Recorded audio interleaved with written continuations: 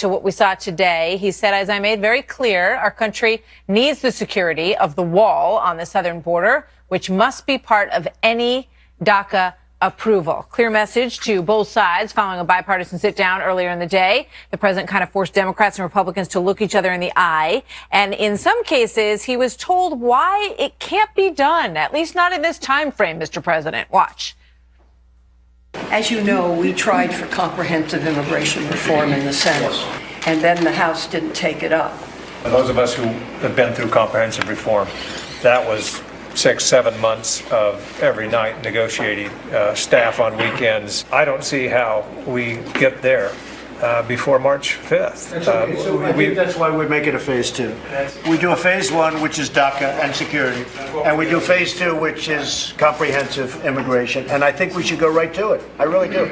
I think we should go right to it, he said. But what do voters think when they watch how the sausage is being made on these issues of the wall, immigration, amnesty? Kayleigh McEnany is an RNC spokesperson and author of the brand new book, The New American Revolution, The Making of a Populist Movement. She went across the country and spoke to people, the forgotten men and women of America that the president has talked so much about. Leslie Marshall is a radio talk show host and a Fox News contributor who you know well as well. Great to see you both. You know, Leslie, it really struck me, that little back and forth there. There's a moment where the president, who we know just says, you know, get it done. A couple times he said, get it done. You bring it to me and I'll sign it. And he starts to hear the laundry list of, oh, we've tried this before. It takes so long. We even had to work on the weekends, God forbid. And we just can't do it in that time frame. Well, I think, honestly, left and right, they are correct in telling the president about the reality of the gridlock, if you will, within both the House and the Senate.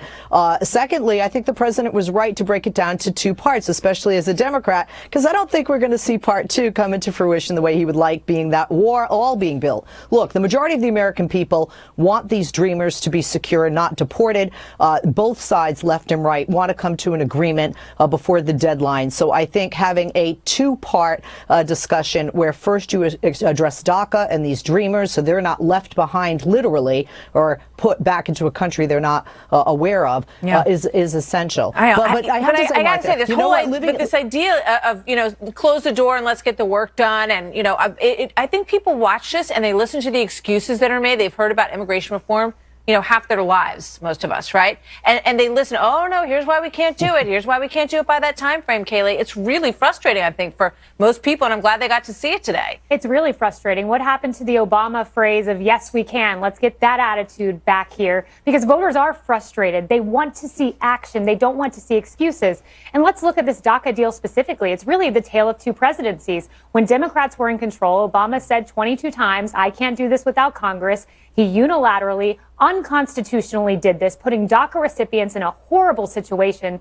Now you have a president, President Trump, great negotiator, calling everyone into the room and said, unlike Obama, which gave you a bad deal, let's get this together and have a permanent fix. And we're seeing movement on those fronts. We have an optimist, and then on the other side, the party of negativity and the party of no. Yeah. I mean, Leslie, we all know that, you know, Hillary Clinton, President Obama, Dick Durbin, the whole list, they all were on board with building essentially a wall, a technological barrier, something along that border that is truly secure. Why are they not for it now? Well, there are a few reasons. One is the cost, and many Republicans are concerned about this as well.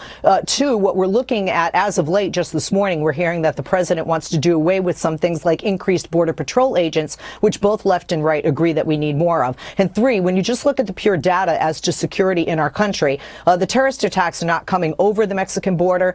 Illegal immigration is at its lowest level, and it's been on a decline for 10 years. So that is not the issue. Here in Southern California, I am in a border state, in Los Angeles, and where we have the fence now, where we have a wall, if you will, in portions of the border, it really hasn't helped. And what has, quite frankly, is people not offering jobs to these individuals who are seeking a better economic situation for themselves. People climb up the wall, they climb over the wall. I want to get your thoughts quickly before I let you guys go on this Roseanne Barr issue, because, you know, that show's coming back. Every show's coming back now, apparently.